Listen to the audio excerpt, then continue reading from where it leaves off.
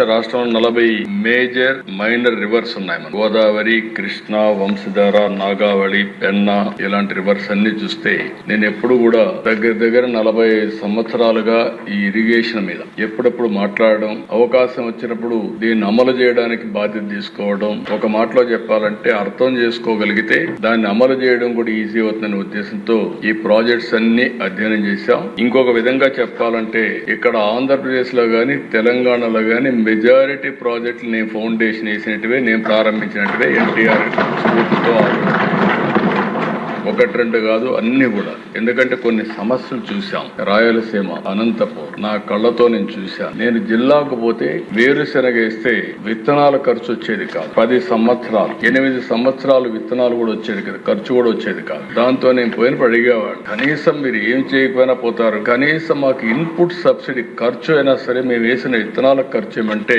First time నేను input subsidy రైతులకు ఇచ్చింది అనంతపూర్ నుంచే ప్రారంభించాను.